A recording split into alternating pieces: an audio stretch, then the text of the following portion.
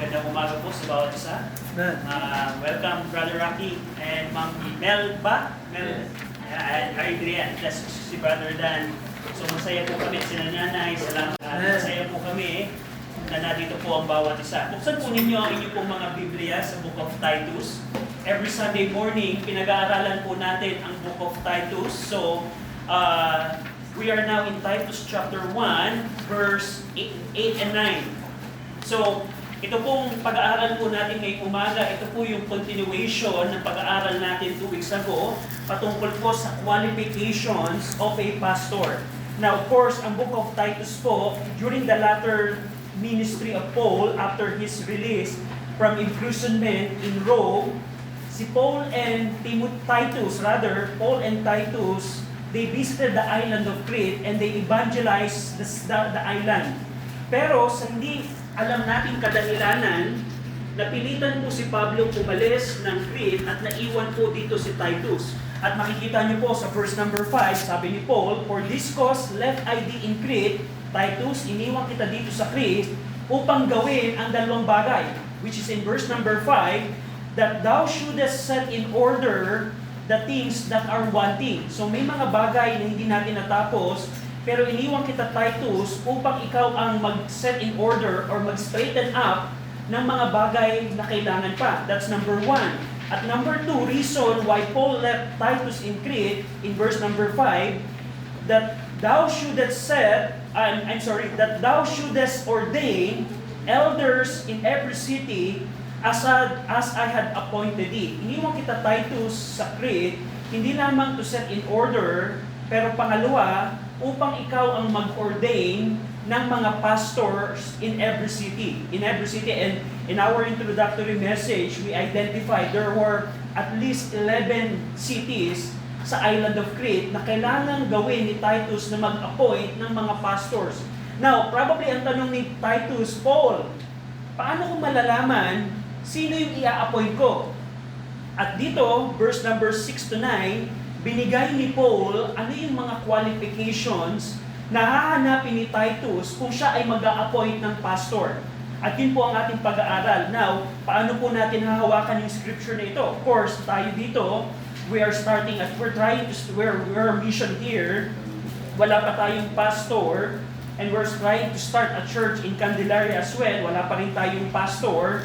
Itong verses na ito na ating pong pag-aaralan, ito po ang magiging guidelines natin upang makita natin ano ang kalooban ng Panginoon na qualification sa isang pastor.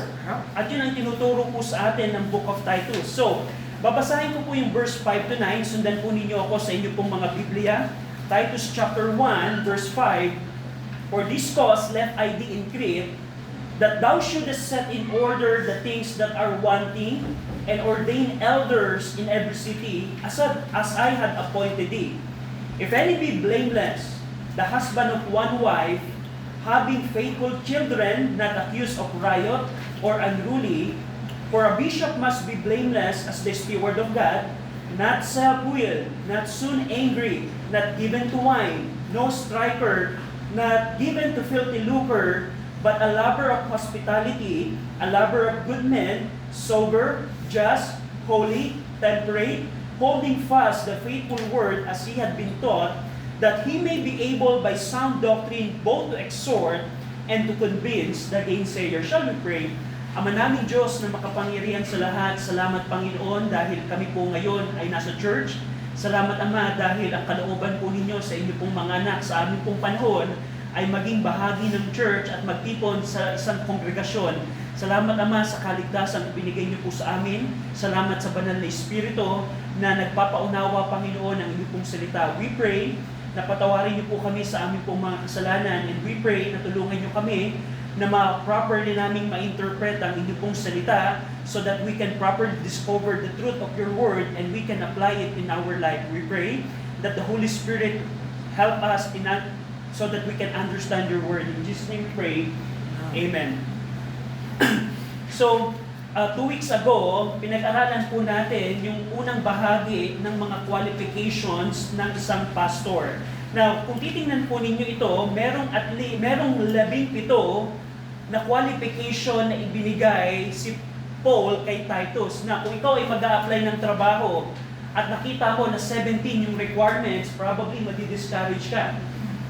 Ang point ko dito, bakit ganun kahigpit ang Panginoon in giving this qualification pag pinag-usapan ang pagpapastor? Of course, if we check Acts 20, which we discussed 2 weeks ago, and if we check 1 Timothy chapter 3, ang trabaho po ng pastor ay to oversee ang simbahan ng ating Panginoon. Tandaan niyo po, ang church po, hindi po ito pagmamay-ari ng isang tao lamang. Hindi po ito pagmamay-ari ng bawat isa po sa atin. Ito po ay simbahan po ng ating Panginoong Jesucristo. At kung merong organisasyon o merong katawan na pinakamahalaga sa buong mundo po dito ay hindi po ang Malacanang Palace, hindi po ang White House, kundi po ang mga local churches po ng ating Panginoong Jesucristo. Kaya ganun po kabigat ang qualification na binigay dito ni Paul kay Titus. Titus, iniwan kita dyan so that you can ordain elders. At ito yung 17 qualification na hanapin mo, Titus, kung ikaw ay mag-a-appoint. Now, number 1, which is review lang po tayo, napag-aralan na natin ito 2 weeks ago. Number 1, blameless. Pag sinabi pong blameless, wala kang maipupula sa kanya. Now, tingnan niyo po, kung ako po ay pastor, which I'm not a pastor, kung ako halimbawa ay magiging pastor at ako ay nasa immorality, let's say, meron ako naging, aside from my wife, meron ako na ibang nakarelasyon. Let's say, gano'n ang nangyari. Pero dumating ang point na humingi na ako ng tawad sa Panginoon at ako'y nagpatuloy sa pastoral ministry. Do you think pag nag-preach ako ng husband, love your wives, am I still blameless? Kung sasabihin ko sa church, ang mga husband, kailangan niyong maging tapat sa inyong mga wife and knowing na ako ay into immorality. Do you think I'm blameless? No, hindi na ako blameless. So let's say ako naman ay nagiinom habang nagpapastor. Ako ay nagsisigarilyo habang nagpapastor. So, yung pagiging blameless po dito, ibig sabihin po nito, wala kang maipupula sa kanya.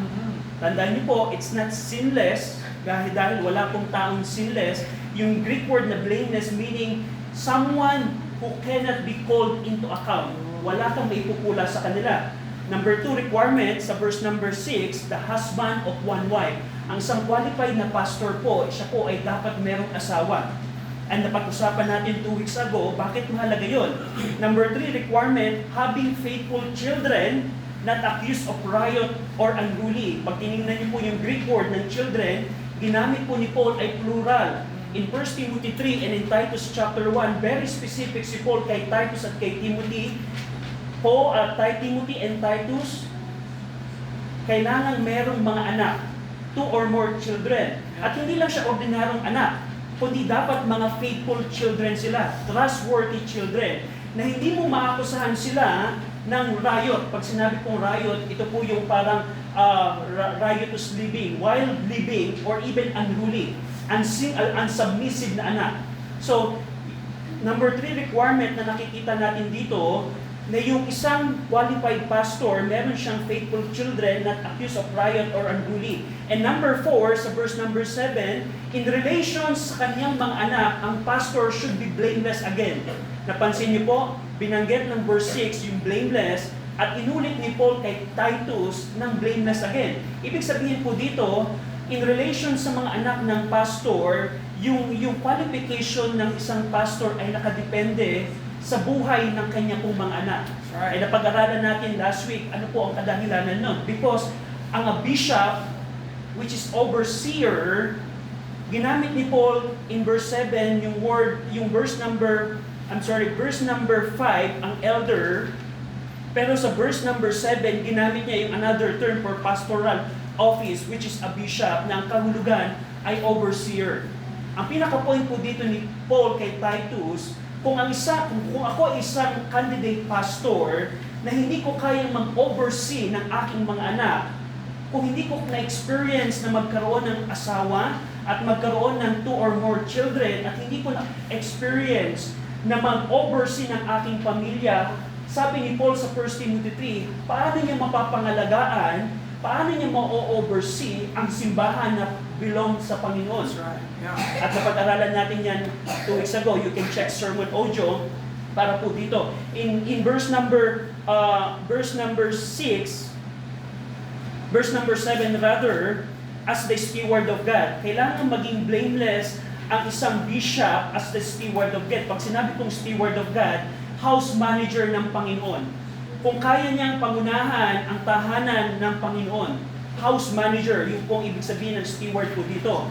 Nakita din po natin, pagkatapos po ng steward of God, nag-list po si Pablo dito ng 5 characteristics na hindi dapat meron ng isang qualified pastor. Yung una, not self-will. Pag sinabi pong not self-will, hindi ko piniplease ang aking sarili. Hindi po ang pastor ang dictator po ng simbahan. That's right. Na in every area dapat ako ang masusunod kung ako ang pastor. No. Ang isang qualified pastor, hindi yung kanyang kagustuhan ang lagi niyang ipipresenta. Yung po ang ibig sabihin ng not self-will. Pangsunod po ay not soon angry, not hot-tempered, not irritable, or not quick to anger. Sunod po na qualification not given to wine, ibig sabihin, not a drunkard. Hindi ka dapat into alcohol, into drugs, into tobacco or marijuana or anything else. Not intoxicated, not given to wine. Pang-apat na hindi characteristic dapat ng pastor, no striker. Pag sinabi pong no striker, hindi ka palaway. Kung merong problema, mas pipiliin ng qualified pastor na saliksikin ang kapayapaan na pamamaraan kaysa sa pakikipag-away. No striker. And pang-5, not given to filthy lucre, not greedy for gain, not greedy for shameful gain, or not eager for dishonest profit. Kung ang tingin ng maraming tao ang pagpapastor ay pagkakakitaan, hindi po qualified ang tao na yun. Because ang sabi ni Paul, not given to filthy lucre. So yun po yung mga qualification na nakita po natin last week. Now today, gusto ko pong i-continue po ang listahan ni Paul dito sa verse number 8 and 9. Verse number 8, but a lover of hospitality. So gumamit po si Paul dito ng conjunction na but in order to contradict yung 5 negative characteristic that he mentioned in the previous verse na dapat wala ang qualified pastor. Kung wala yung 5 na yun, Paul, anong hahanapin ko sa kanya? Ito pong but. At from verse 8 and 9, makakakita po tayo ng 7 na positive traits na dapat meron po ang isang pastor. Yung una, but a lover of hospitality. A lover of hospitality. Ito pong lover of hospitality sa Greek word, ito po isang adjective sa Greek. Tinranslate ng mga King James translator as a lover of hospitality. Pero sa Greek po, ito po isang adjective na nagpapakita ng literal na meaning na minamahal mo ang isang stranger. Loving stranger. Literally means loving stranger. Anong ibig sabihin po nito? Dinidescribe po nito ang isang tao na lagi siyang nagtatanggap ng bisita, lagi siyang nagpo-provide ng pangangailangan ng stranger, at nagpapakita siya ng kabutihan sa mga stranger. Of course, contextually, tandaan po natin, during the time of Paul, the believers are fleeing from their area because of persecution. And during that time, wala kang ma-a-applyan na asylum. Pag hinahabol ka ng persecutor mo, what you need is to flee. And dati, wala ka pang Airbnb na magbubuka na tumatakbo ko, mag-book muna ako dito. Wala pong ganun. Ang pamamaraan nun, yung kapwa mananampalataya ang mag-cater sa fleeing stranger. At that is the qualification na binanggit ni Paul, a lover of hospitality. Ang isang qualified pastor must be hospitable and generous to guests. So, ito pong qualification na ito, a lover of hospitality, binanggit din ito ni Paul sa 1 Timothy chapter 3. So, meron similarity. Number 2, na positive trait na meron dapat ang isang pastor, hindi lamang siya a lover of hospitality, he should be a lover of good men. So katulad po ng previous characteristic, ito po isang adjective word lamang sa Greek, nang ibig sabihin literally is loving goodness. Loving goodness. Ang isang qualified pastor po must love what is good, being a friend of good men, and more broadly, a lover of all that is good. Ito pong trait na ito, hindi lamang ito pinapakita na ang isang qualified pastor ay dapat mga mabuti lamang ang kanyang aaprubahan. Ibig sabihin, patungkol ba ito, Brad, sa trait ng isang tao na nag-a-approve lamang ng mabubuti? No. Pag sinabi pong a lover of good men, ang taong ito ay meron siyang pleasure in what is genuinely good. Meron siyang pleasure, meron siyang kagalakan na saliksikin ang tunay na mabuti. So, napakalalim po ng salitang ito. At pinapakita po dito ng isang qualified pastor must support what is righteous and admires upright people. So, that's number 2 characteristic. Not only a lover of hospitality, pangalawa, a lover of good men. Pangatlo, sober. Yung pong word na sober, it refers to having self-control and sound judgment. Self-control and sound judgment. Tanong. At by the way, ito pong pagiging sober, binanggit din po ito ni Paul para sa mga men sa chapter 2 at sa mga women. Sa Titus chapter 2 verse 2, yung word na temperate po doon is same Greek word ng sober ng verse number 8. Ang mga men at ang mga women ay kailangan din pong maging sober. In Titus 2:5, yung same Greek word, ito po ay tinranslate as discreet application sa mga kabababaihan. So ang point ko po dito, ito pong pagiging sober, hindi lamang po ito para dapat sa mga pastor. The reason I mentioned yung Titus chapter 2, yung pagiging sober po, ito po ay characteristic dapat ng bawat mananampalataya. Whether ikaw ay aged men or younger women, you need to be sober. You need to have a self-control. Ang tanong, kaya mo bang sabihin sa sarili mo no? Kung ang gusto ng katawan mo o ng sarili mo ay gumawa ng kasalanan at suwayin ang Panginoon, kaya mo bang kontrolin ang iyong sarili? Kaya yan po ang karakteristik na dapat meron po ang bawat isa po sa atin. Yung pong pagiging sober, ipinapakita po nito yung pagkakaroon ng sound mind, sober-minded, pagiging prudent, pagiging self-control, particularly in forming opinions and making decision in judgment.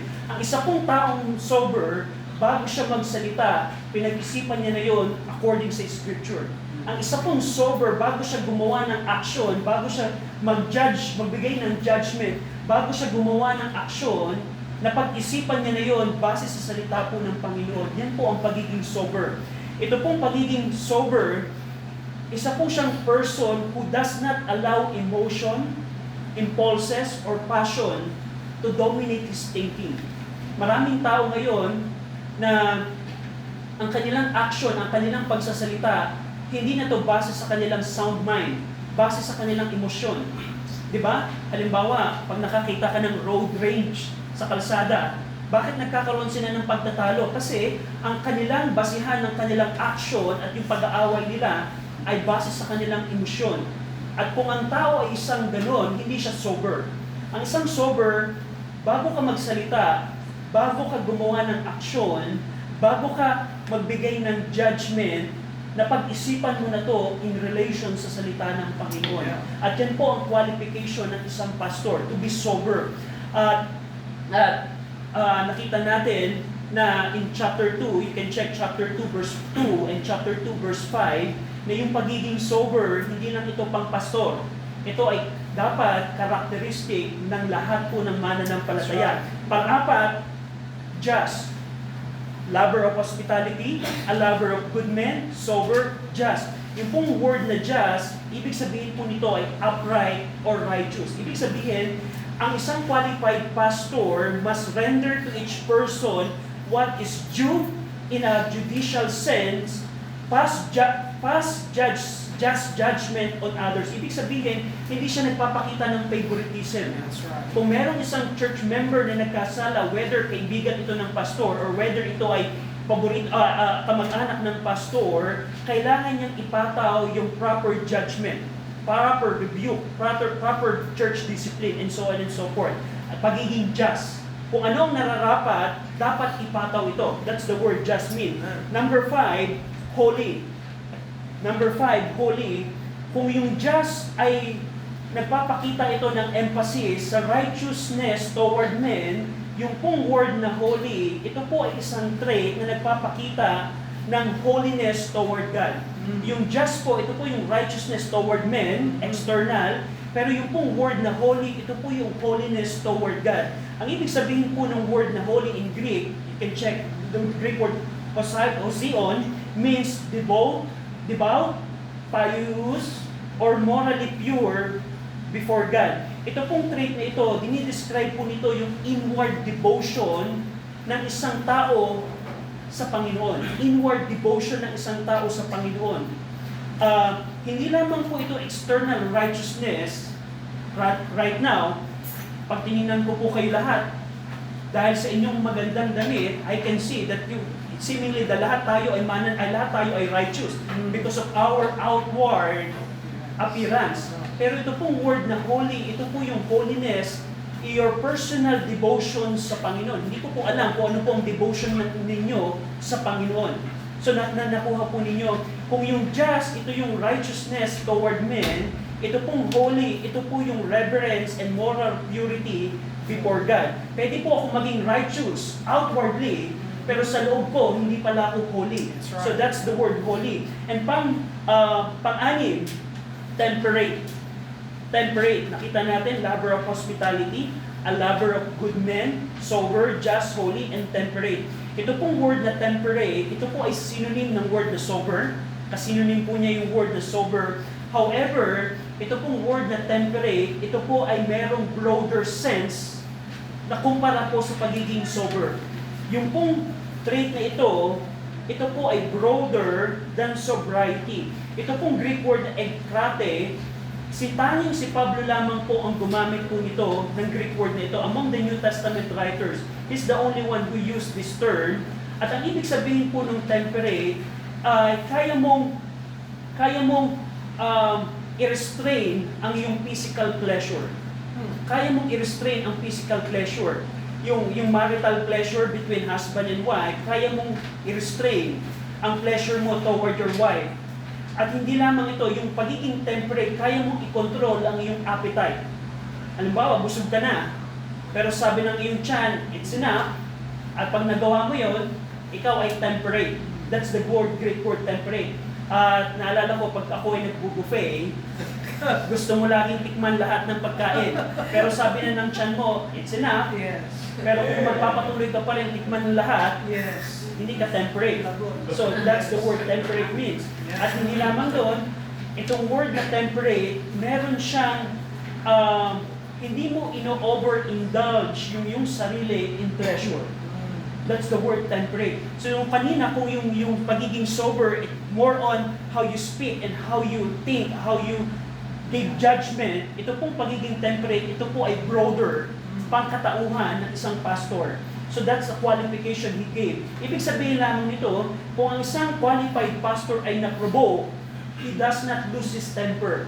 Kung ang isang pastor ay hindi dapat yung desire niya ang mangunguna sa kanya, kundi siya dapat ang mangunguna sa kanyang mga desire.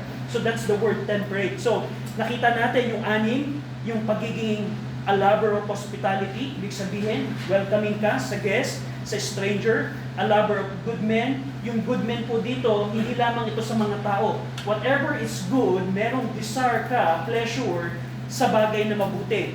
Not pagiging sober, self-control, just, pagiging righteous, holy, devotion sa Panginoon, temperate, yung overall control ng iyong sarili. Verse number 9, basahin po natin ng sabay-sabay. Titus chapter 1, verse 9.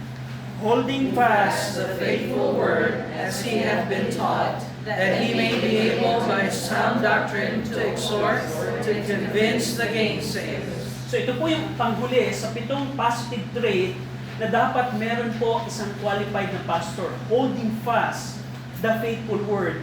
Yung pong faithful word na tinutukoy po dito ni Paul, ito po yung faithful or trusty word of Jesus Christ. Remember in John 17:14, sabi ni Jesus Christ sa prayer niya sa Panginoon, sa God the Father, Jesus Christ gave the disciple God's word. And we know in the same prayer, Jesus Christ said, the disciple received the word. Nung ang Panginoong Kristo po ay nagkatawang tao, ibinigay po ni Jesus Christ ang salita ng Diyos sa kanya pong mga disciples. At ito po ay tinanggap po ng mga disciples. At ito pong same word, ito po yung pinangaral po ng mga apostles. At tinanggap po ito ng mga mananampalataya. You can check Acts 2:41, you can check Acts 11:1, you can check Acts 17:11, 1 Thessalonians chapter 1 verse 6, 1 Thessalonians chapter 2 verse 13, and 1 Thessalonians 3:6.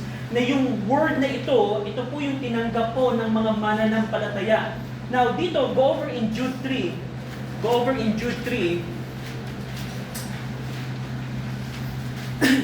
So, holding fast the faithful word. Ano yung faithful word, Paul, na tinutukoy mo dito?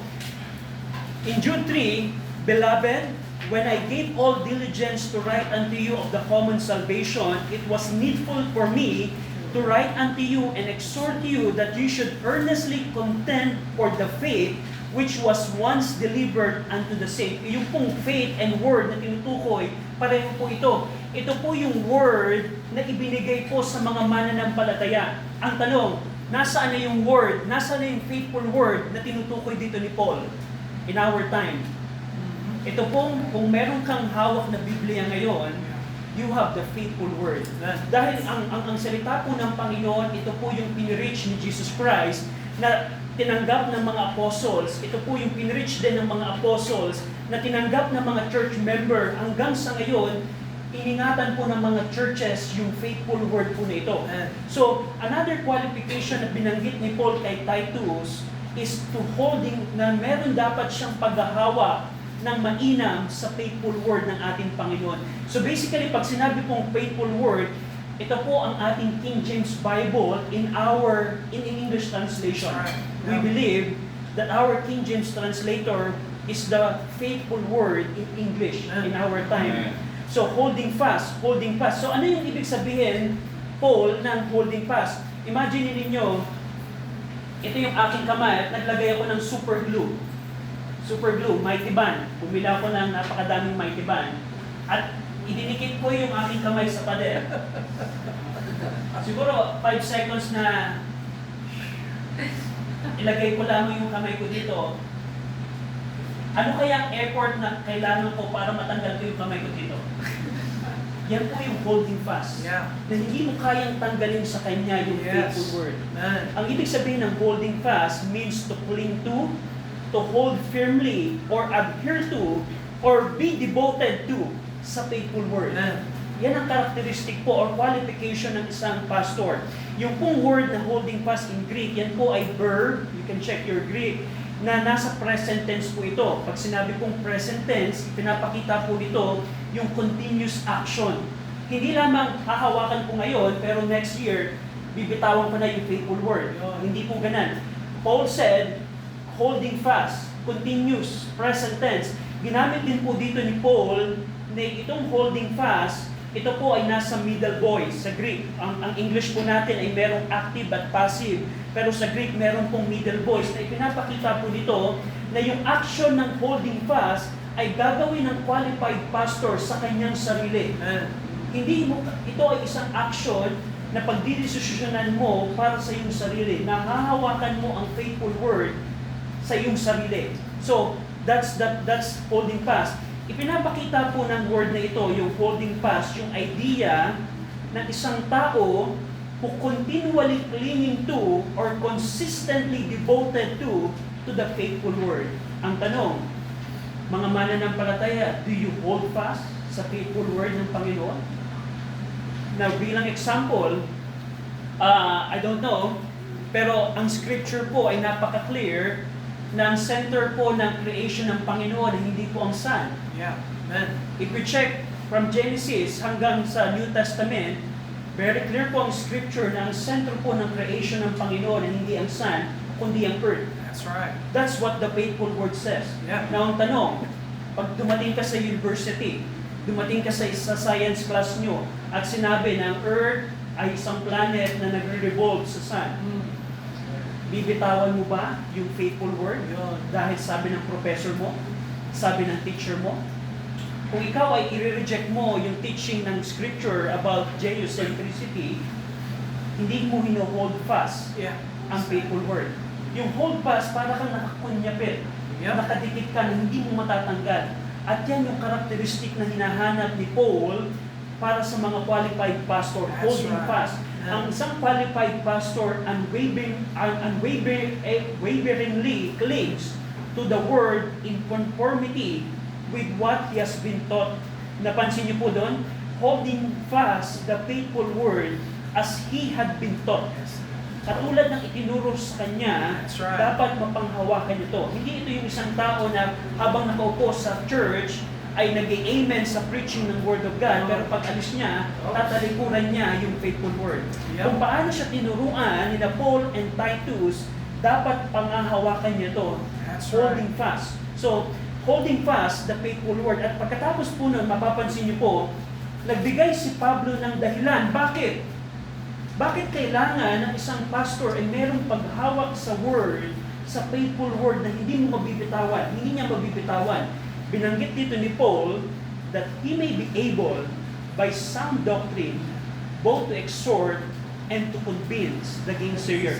Yung dahilan bakit kailangan merong karakteristik siya na nag-hold fast ay upang magkaroon siya ng kakayanan, una, to exhort, at pangalawa, to convince the gainsayer. So ano yung unang dahilan? Una, ang isang qualified pastor ay dapat meron siyang kakayanan to exhort.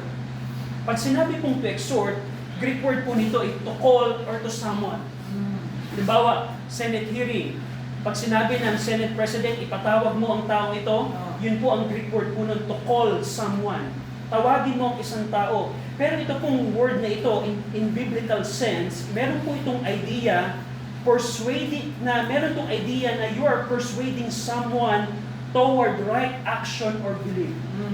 Na meron kang kakayanan na i-persuade ang tagapakinig mo sa tamang pamumuhay at tamang paniniwala. In order to exhort, meron din po itong idea, hindi mo lamang pinipersuade ang tagapakinig ng isang qualified pastor to do what is right. Pangalawa, meron itong idea to strengthening someone who is in hardship. Pag sinabi mong to exhort, kaya mo ding palakasin ang isang mananampalataya na nasa hardship ng kanyang buhay. At meron din po itong idea of warning and correcting someone who is in error. So yun po yung word na exhort. Exhort means kaya mong mag-exhort, kaya mong i-persuade ang isang tao what is right, kaya mong mag-strengthen ang mananampalataya who is in hardship, at meron ka ding kakayanan to warn na, Brad, parang mali yata yung decision mo sa pamilya mo. Ito ang sabi ng Scripture, parang mali yata yung decision mo. That's the word exhort means. Sa pamamagitan ng pag-hold fast ng isang qualified pastor sa faithful word, ito ang magbibigay sa kanya ng kakayanan to exhort the people to whom he ministered. So yung unang purpose, bakit kailangan i-hold fast? And base din sa verse number 9, the second purpose na makikita niyo dito, the pastor must be able to convince. Pag sinabi pong to convince, it means to rebuke or to reprove the gainsayers. Pag sinabi pong gainsayer, someone who contradicts. Pag sinabi ng Bible na tayo ay nilikha ng Panginoon at sinabi ng mga professor, no, galing tayo sa billions of years. Nakita mo ba yung carbon dating test na ginamit namin? Nakita mo ba yung mga fossils na ito? Ang tanong, kaya mo bang i-convince yung gainsayer na yun? Yun po ang binabanggit dito ni Paul, na yung isang qualified pastor, kailangan niyang i-hold fast yung faithful word upang maging able siya to convince the gainsayer. Ibig sabihin po ng to convince, it includes exposing or bringing wrongdoings or error to light. Yun pong pinaka-Greek word po nun. Pag sinabi mong to convince, hindi mo lang itatama yung isang tao, kundi ipapakita mo ang kanyang natatagong kabalian. To expose yung kanyang wrongdoing. Meaning to prove someone to be in error or correcting by showing what is true. Ang tanong, sa pamamagitan ng Scripture, kaya mo bang sabihin to sa professor mo? Halimbawa, apply natin ito sa mga mananampalataya.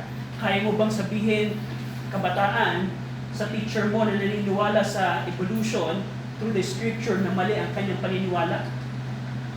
So, ang isang qualified pastor, kailangan niyang i-hold fast ang word, ang faithful word, upang magkaroon siya ng kakayanan to convince. That's right. Yung mali ng tao ay kaya niyang ilitaw sa pamamagitan ng salita ng Panginoon. Hindi lamang siya exhortation na palakasin yung mga mananampalataya, meron din dapat siyang kakayanan na yung mali ng church member, kaya niya itong palabasin sa pamamagitan ng salita ng Panginoon. Yun po yung word na convince. The gainsayer. Sa pamamagitan ng pag-hold fast ng faithful word, a qualified pastor will be able to convince those who contradict the scripture. Now, last thing na gusto kong pansinin po niyo dito, ang tanong, nakita natin, by holding fast, magkakaroon ng ability yung qualified pastor na mag-exhort at mag-convince. Ang tanong, anong paraan dapat ang isang qualified pastor na mag-exhort at mag-convince? Kung halimbawa, let's say, ako'y pastor, nakita ko, mag-exhort ako, magko-convince ako, pero ginamit ko yung aking personal experience. Alam mo, Rogen, yung pinagdadaanan mo, naranasan ko din yan. Pero itong ginawa kong solusyon. Hindi po yan ang tinutukoy ni Paul na way ng exhortation. Mapapansin niyo po, balikan niyo po yung verse number 9, that he may be able by sound doctrine. Ibig sabihin, hindi mag-exhort at magpo-convince yung qualified pastor ng iba-ibang paraan, kundi sa pamamagitan ng sound doctrine. Yes, man. Now, ang tanong, Brother RJ, ano yung sound doctrine?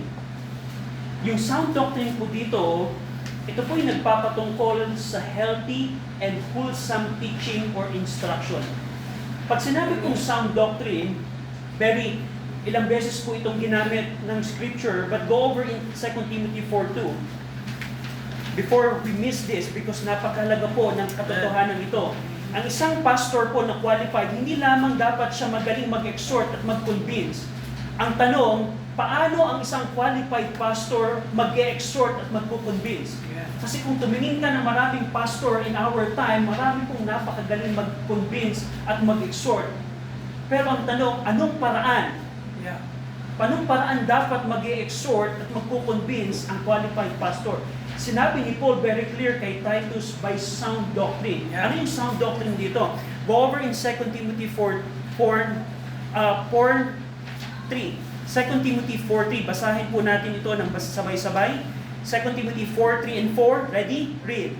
For the time will come when they will not endure sound doctrine, but after their own lusts shall they heap to themselves teachers having itching ears, and they shall turn away their ears from the truth, and shall be turned unto fables. So binanggit ni Paul kay Timothy, 2 Timothy 4, na yung sound doctrine, darating yung panahon na hindi na ito magiging popular. Yeah. So, based on this verse, kung titingnan natin ang mga preaching na mapapakinggan natin among churches today, ang sound doctrine based on this verse is very rare. Amen. Yeah. Sound doctrine ay very rare. Yep. Now, ano yung opposite ng sound doctrine? I-reject ng mga church member in our time yung sound doctrine, instead, kapalit noon, ay yung mga preaching na nakakakiliti ng kanilang tenga. Yes. Nakakakiliti ng kanilang tenga. So, hindi pa rin very clear, Paul, ano ba yung sound doctrine dito? In order to see ano yung klase ng sound doctrine dito, ito po ay dinemonstrate ni Jesus Christ. Go over in Luke 24. Kasi, hindi natin alam, Paul, ano ba yung sound doctrine na tinutukoy mo dito? Kasi, maraming magaling na nagpipreach sa maraming churches. Pero ano ba yung sound doctrine na tinutukoy mo dito? Ito ba yung kayang magpatawa ng maraming church member? Ito ba yung kayang mag-convince, kayang mag-convict ng mga tagapakinig? Tingnan po natin kung paano dinemonstrate ni Jesus Christ ito pong sound doctrine. Go over in Luke 24, verse 25 to 27. Ang context po nito, after the resurrection po ng ating Panginoong Kristo, meron pong dalawang disipulo na na-confuse regarding prophecy of Christ's resurrection. Sa road of Emmaus, na-meet po ni Jesus Christ, ito pong dalawang disciple na ito, at ito pong dalawang disciple po na ito, na-confuse sila regarding sa prophecy ng resurrection ng ating Panginoong Kristo. Actually, hindi nila nakilala ang Panginoong Kristo. Pero tingnan po ninyo ang verse 25 to 27. Ito po ang sabi po ni Christ sa kanila. Then He said unto them, O fools, and slow of heart to believe, all the prophets have spoken. Ought not Christ to have suffered these things and to enter into His glory? So, nirebuke ni Christ itong dalawang disciple ito. But verse 27, ito po yung main concern po natin. And beginning at Moses, regarding, ito po yung nagpapatungkol sa Torah, at beginning at Moses, referring to the 5 books of Moses, and all the prophets, referring to the Nevi'im, the prophet section of the Old Testament, beginning at Moses and all the prophets, He expounded unto them in all the scriptures the things concerning Himself. Sa pamamagitan ng Torah, sa pamamagitan ng Nevi'im, at sa pamamagitan ng Old Scripture, so kasama din yung Ketubim, referring sa mga writings ng Old Testament, sa pamamagitan ng Genesis to Malakay, in-expound ni Jesus Christ ang mga prophecies na iyon patungkol sa Kanya. In-expound, pag sinabi pong expound, ito po yung in-expose. In-expose. Pag sinabing in-expound, merong nakatago na isang bagay, at pag inilabas ko sa inyo yung nakatagong bagay, that's expound, expose. Another thing, kung ganito si Jesus Christ, tingnan natin si Pablo. Paano yung sound doctrine para kay Pablo? Kasi si Pablo yung nagsabi ng sound doctrine. Tingnan natin. Para kay Paul, paano ba yung sound doctrine? Paano ba yung tamang preaching? Paano tamang teaching? Go over in Acts 28:23. Acts 28:23. Acts chapter 28, verse number 23. Acts chapter 28, verse 23. Basahin po natin ang sabay-sabay. Acts 28, verse number 23. Ready? Read.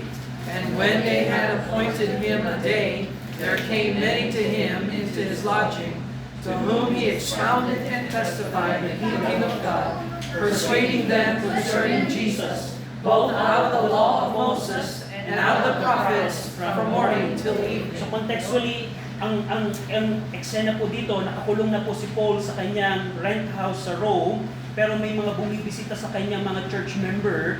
At ang sabi ni Luke dito, si Paul, to whom he expounded and testified the kingdom of God, persuading them concerning Jesus. So nagpipreach dito si Paul ng about millennium kingdom of God at ng Panginoong Kristo. Tingnan niyo po, both out of the law of Moses and out of the prophets from morning till evening. Gusto ko pong pansinin ninyo, ginamit ni Paul ang Torah at ginamit ni Paul ang Nevi'im para ipakita ang doctrine of kingdom of God at doctrine of Christ, Christology. He expounded unto them, expounded and exposed. So yung tinutukoy po dito, kung titingnan natin, para kay Paul, anong klaseng teaching ang sound doctrine, ang healthy doctrine? Ito ba yung kaya lang magpatayo, magpa-amen, magpa-jump sa mga church member na nakikinig? No. Pag sinabing sound doctrine, ito kay meron kang characteristic na ini-expound mo from Torah, Nevi'im, Ketubim, at in our time, the New Testament, kaya mong i-expound ang Scripture para sa tagapakinig mo. That's the sound doctrine. At ito pong klase po ng exposition po na ito, it's very rare sa marami pong churches today. Very rare sa marami pong churches today. Tanungin mo ang isang average na church member, do you know the book of Obadiah? Wait, nasa Bible ba yung Obadiah? Do you know why Paul wrote the book of Colossians? Hindi ko alam eh. Do you know why Moses wrote Genesis? At ang nakakalungkot po na katotohanan, many churches po today, hindi po alam yun. That's right. Because yung way ng expounding the Scripture, throughout the Scripture, ay rare sa marami pong simbahan ngayon. Now, sa isang pastor na kailangang mag-exhort at mag-convince, paano mo gagawin yun? Kaya mo bang mag-exhort gamit ang Genesis? Halimbawa, kung ako'y qualified pa, ako'y pastor, nakita ko kailangan kong mag-exhort, kaya ko bang gamitin ang book of Jonah para sa kalagayan ng isang church member. To expound. Kaya ko bang gamitin ang book of, let's say, the book of 2 Peter? So, ito pong sound doctrine po nito, ito po i-demonstrate ni Jesus Christ kung paano niya in-expound dun sa dalawang disciples na confused sa prophecy, ginamit niya yung Torah at yung Nevi'im, ginamit din ni Paul ang Torah at Nevi'im para ipakita ang kanilang itinuturo. So, kung tatanungin natin si Paul at si Jesus Christ, anong sound doctrine para sa iyo? Ito ba yung kaya lang magpatawa? Ito ba yung kaya lamang magpangiti sa maraming church member? It is the way you expound. Tandaan po ninyo, ang scripture po ng hawak po natin, ang truths po na binigay ng Panginoon, it's always available to everyone. Yes, that's Pero right. kailangan po natin itong i-expound at hanapin. Hindi po tinago, by the way, hindi tinago ng Panginoon because God revealed the truths for every one of us, pero hindi na po ito ginawang madali para po sa atin. At trabaho po ng pastor, qualified pastor, kailangan niyang panghawakan yung faithful word para magkaroon siya ng ability to exhort and to convince sa pamamagitan ng sound doctrine na nire-reject na ng maraming churches po today. In many churches po today, pag tinignan niyo po yung mga preaching, mga teaching po, hindi po nila ine-expound yung scripture. Dahil ako po ay, when I was started preaching, ganun din po ako mag-preach.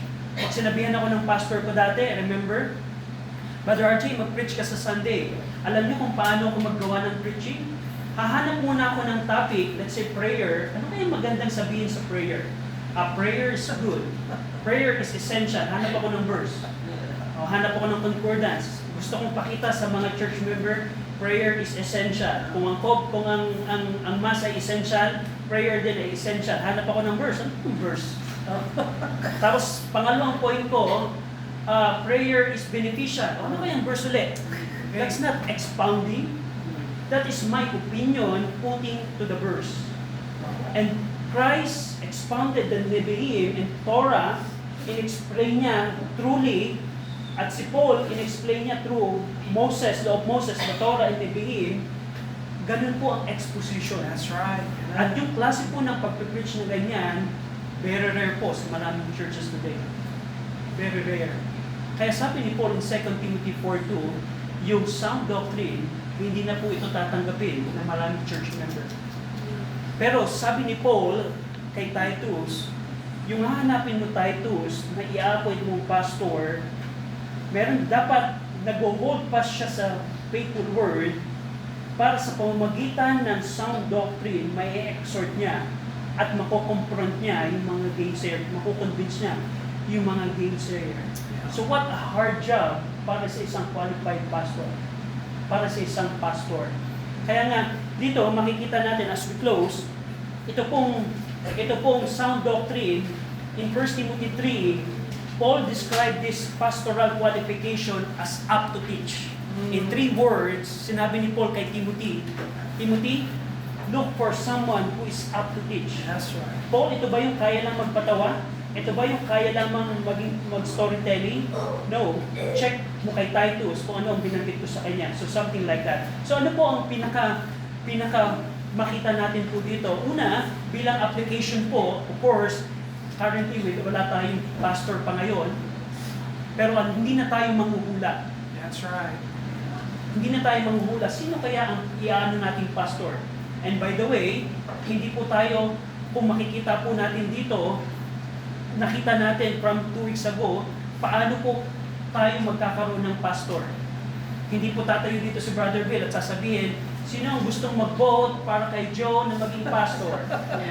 Taas ang kamay, o isulat sa balota. Oh, yun. O sino ang in favor naman sa kay Brother so-and-so para maging pastor? Yun. Very clear po ang scripture, in Titus, you're the one who will appoint.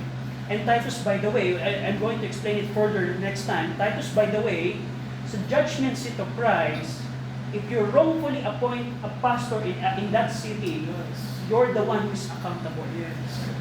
Yan po ang scripture. So, dito, bilang challenge, ang maglingkod po sa Panginoon ay napaka-beneficial po sa atin. Pero sabihin ko po sa inyo mga church member, Ang maglingkod po sa Panginoon, meron pong standard ang Panginoon.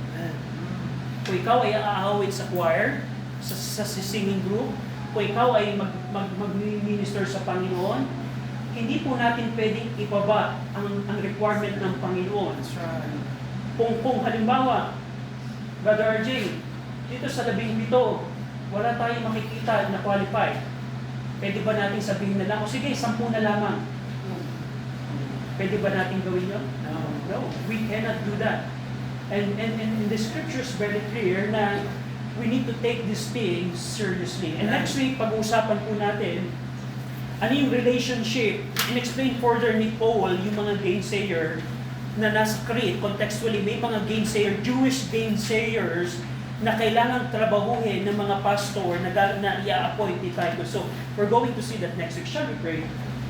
Ama namin Diyos na makapangyarihan sa lahat, salamat Ama sa Book of Titus, na binigyan niyo kami Ama ng malinaw at clear na instruction regarding sa office of a pastor. Salamat Ama dahil in our time, hindi na kami po manghuhula, hindi na kami magpapadaya sa emosyon ng tao, kundi babasihan lang namin ang inyo pong salita so that we know ano po ang kalooban po ninyo regarding sa office of a pastor.